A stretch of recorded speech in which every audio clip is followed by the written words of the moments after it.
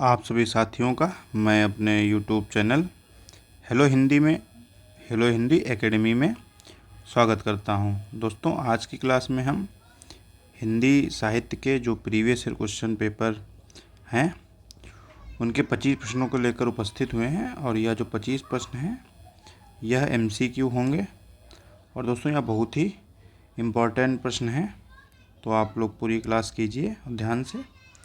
ठीक है, पहला प्रश्न है कि निम्न में से किसके संबंध में यह किंवदंती है कि जिस कुएं का निर्माण करवा रहे थे उसी में गिरकर उनकी मृत्यु हो गई। यह किसके बारे में कहा जाता है कि जिस कुएं का निर्माण करवा रहे थे उसी में गिरकर उनकी मृत्यु हो गई? कृष्णदास, परमानंद दास, गोविंद दास या फिर नंददास? तो इसमें ऑप्शन ए सही है। कृष्णदास के बारे में यह किंवदंती है कि जिस कुएं का निर्माण वो करवा रहे थे उसी में गिरकर उनकी मृत्यु हो गई थी। निम्न में से किस रचना में नंददास द्वारा प्रथम पंक्ति में पर्यायवाची और दूसरी पंक्ति में कवि ने उस शब्द का प्रयोग कर दूती द्वारा राधा के श्रृंगार का वर्णन किया है? तो यह जो है मान मंजरी में ऐसा किया गया है कि पहली पंक्ति में पर्यायवाची है और दूसरी पंक्ति में कवि ने उस शब्द का प्रयोग कर दूती द्वारा राधा के श्रृंगार का वर्णन किया है। ठीक है, तो रचना का नाम क्या है? मान मंजरी। और किसकी रचना हो गई? या नंददास की। आगे बढ़ते हैं कि नंददास की मृत्यु कहाँ हुई थी? जो नंददास हैं उनकी मृत्यु कहाँ हुई थी? तो मानसी गंगा के तट पर, 80 घाट पर, गऊ घाट पर या फिर पारसौली में। तो नंददास की जो मृत्यु है वह मानसी गंगा के तट पर हुई थी। ऑप्शन आ सही है। चौथा प्रश्न है कि सूर की बड़ी भारी विशेषता यह है कि नवीन प्रसंगों की प्रसंगोद्भावना करने वाली ऐसी प्रतिभा हम तुलसी में नहीं पाते। तो यह जो कथन है यह किसका है? सूर की बड़ी भारी विशेषता है नवीन प्रसंगों की प्रसंगोद्भावना करने वाली ऐसी प्रतिभा हम तुलसी में नहीं पाते। तो पहला है ऑप्शन आचार्य शुक्ल, नगेंद्र, फिर बाबू गुलाब राय या फिर शिव कुमार वर्मा। तो चौथे का ऑप्शन ए सही है। आचार्य शुक्ल ने यह उक्ति कही है। निम्न में से किस रचना की कथा श्रीमद् भागवत से गृहीत है? तो सुदामा चरित की जो कथा है वह श्रीमद् भागवत कथा से गृहीत है, मतलब ली गई है। नंददास की किस रचना में केवल काल्पनिक वियोग और बारहमासा का वर्णन है? विरह मंजरी, रूप मंजरी, नाम मंजरी या फिर सुदामा चरित? तो 6 का ऑप्शन ए सही है। विरह मंजरी में नंददास ने केवल काल्पनिक वियोग और बारहमासा का वर्णन किया है। ऑप्शन आ सही है। ठीक है।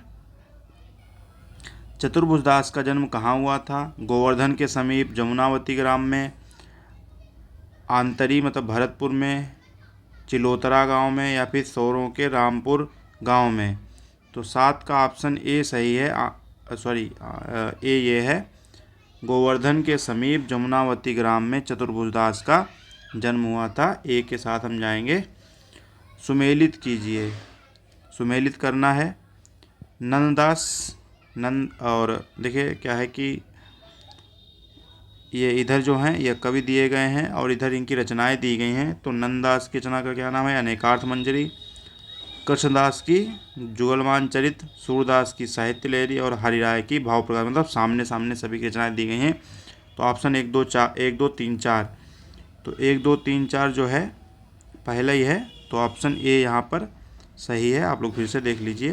नंददास की अनेकार्थ मंजरी, कृष्णदास की जुगलमान चरित्र, सूरदास की साहित्य लहरी और हरिराय की भाव प्रकाश।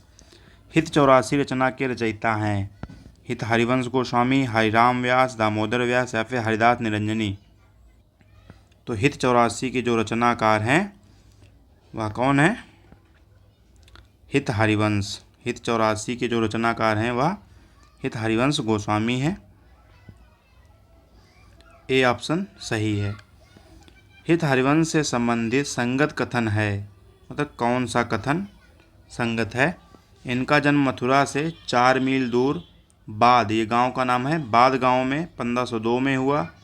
इनका विवाह रुक्मणी देवी के साथ हुआ।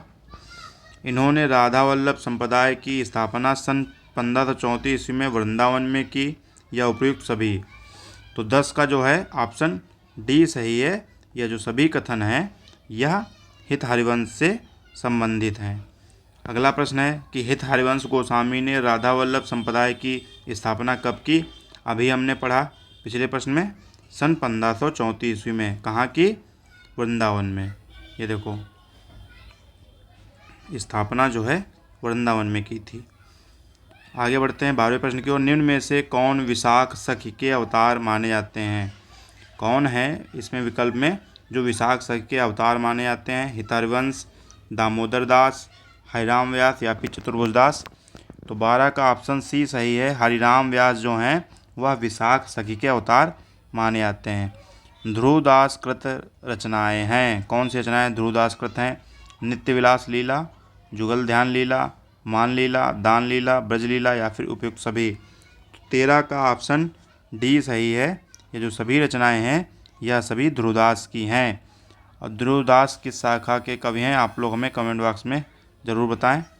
निम्बार्काचार्य के बचपन का क्या नाम था? विश्वंभर, नियमानंद, निमाई या फिर नरेंद्र। तो 14 का ऑप्शन बी सही है। निम्बार्काचार्य के बचपन का नाम नियमानंद था। बा ऑप्शन जो है वह सही है। किस संप्रदाय के आदि उपदेष्टा श्री हंस भगवान माने जाते हैं? तो संप्रदाय का नाम बताना है जिसमें श्री हंस जो है, जिसके उपदेष्टा श्री हंस भगवान माने जाते हैं। हरिदासी संप्रदाय, राधा वल्लभ संप्रदाय, निम्बार्क या फिर चैतन्य संप्रदाय। तो 15 का ऑप्शन सी सही है। निम्बार्क संप्रदाय के उपदेष्टा श्री हंस माने जाते हैं। कुंज केली मीठी है, विरह भक्ति सीठी ज्यों आग, व्यास विलास रास रस पीवत मिटे हृदय की दाह। पंक्तियों के रचयिता कौन हैं? हरिराम व्यास, दामोदर व्यास, चैतन्य महाप्रभु या फिर निम्बार्काचार्य। तो 16 का ऑप्शन ए सही है। ये जो उक्त पंक्तियां हैं यह जो है हरिराम व्यास द्वारा रची गई हैं। चैतन्य महाप्रभु के गुरु का क्या नाम था? केशव भारती, निम्बार्काचार्य, कांचीपूर्ण या फिर वल्लभाचार्य। तो 17 का ऑप्शन ए सही है कि चैतन्य महाप्रभु के गुरु का नाम केशव भारती था। ऑप्शन आ सही है। 18वां प्रश्न है, निम्न में से किसे विष्णु का अवतार माना जाता है? मध्वाचार्य, दत्तात्रेय, निम्बार्काचार्य या चैतन्य महाप्रभु को। तो 18 का ऑप्शन बी सही है। दत्तात्रेय को जो है भगवान विष्णु का अवतार माना जाता है। दोस्तों अगर वीडियो अच्छा लग रहा हो तो लाइक कीजिए, दोस्तों के साथ शेयर कीजिए। अगर चैनल पर नए हैं तो चैनल को सब्सक्राइब जरूर करें। अगर कर चुके हैं तो दोस्तों के साथ शेयर करें और उनसे सब्सक्राइब करने को ज़रूर बोलें। हमारा जो चैनल है उसका हैंडल है हेलो हिंदी एकेडमी, ठीक है, @हेलो हिंदी एकेडमी, ठीक है। आगे बढ़ते हैं 19वें प्रश्न की ओर। भक्ति रत्नावली के रचयिता हैं। भक्ति रत्नावली किसकी पुस्तक का नाम है? विष्णु स्वामी, सूरदास, मदन मोहन और मध्वाचार्य या फिर रामसा हैं। तो 19 का जो है ऑप्शन सी सही है। मध्वाचार्य कृत भक्ति रत्नावली है, ठीक है। धूरी भरे अति शोभित श्याम, जू वैसी बनी सिर सुंदर चोरी। पद के रचयिता हैं। धूरी भरे अति शोभित श्याम, जू वैसी बनी सिर सुंदर चोरी। पद के रचयिता हैं रसखान, कृष्णदास, नंददास या फिर परमानंद दास। तो 20 का जो है ऑप्शन ए सही है। यह जो पंक्तियां हैं यह रसखान द्वारा रची गई हैं। वल्लभाचार्य के शिष्य कौन थे? वल्लभाचार्य के शिष्य थे KSP कुंभनदास, सूरदास, परमानंदास, सूरदास, कृष्णदास, कुंभनदास या फिर उपयुक्त सभी। तो वल्लभाचार्य के शिष्य उपयुक्त सभी हैं, ठीक है। डी ऑप्शन इसका सही है कि ये सभी जो शिष्य हैं यह वल्लभाचार्य के हैं। कैसे? के से कुंभनदास, एस से सूरदास, पी से परमानंदास और के से कृष्णदास, ठीक है। श्रृंगार रस मंडन के रचयिता हैं। श्रृंगार रस मंडन के रचयिता कौन है? वल्लभाचार्य, विट्ठलनाथ, परमानंदास या फिर कृष्णदास। तो जो श्रृंगार रस मंडन है इसके रचयिता विट्ठलनाथ हैं। ऑप्शन बा के साथ हम जाएंगे। ठीक है, आगे बढ़ते हैं। 23वां प्रश्न है, हिंदी का गीत गोविंद किस रचना को कहा जाता है? कौन सी रचना हिंदी में है जिसको हिंदी का गीत गोविंद कहा जाता है? रास पंचाध्यायी, श्रृंगार रस मंडन, हित 84 या फिर नित्य विहार। तो 23 का जो ऑप्शन है वह ए सही है। रास पंचाध्यायी को हिंदी का गीत गोविंद कहा जाता है। और रास पंचाध्यायी किसकी रचना है? नंददास की। ठीक है, नंददास की है। आगे बढ़ते हैं। कृष्ण की वंशी का अवतार किसे माना जाता है? भगवान कृष्ण की जो वंशी थी उसका अवतार किसे माना जाता है? हित हरिवंश को, हरिराम व्यास को, हरिदास निरंजनी को या फिर दामोदर व्यास को। तो 24 का ऑप्शन ए है, हित हरिवंश को भगवान श्री कृष्ण की वंशी माना जाता है। ऑप्शन ए सही है। ये लास्ट प्रश्न है। लोटा तुलसीदास को लाख टका को मोल पंक्ति किसकी है? अग्रदास, होलराय, प्रियादास या फिर रहीम। तो 4 में से कौन सा ऑप्शन सही है? होलराय।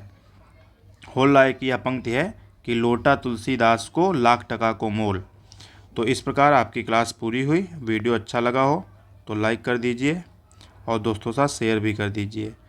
चैनल पर नए हैं तो चैनल को सब्सक्राइब करें, अगर कर चुके हैं तो दोस्तों से सब्सक्राइब करने को ज़रूर बोलें। मिलते हैं अगली क्लास में, तब तक के लिए नमस्कार, जय हिंद।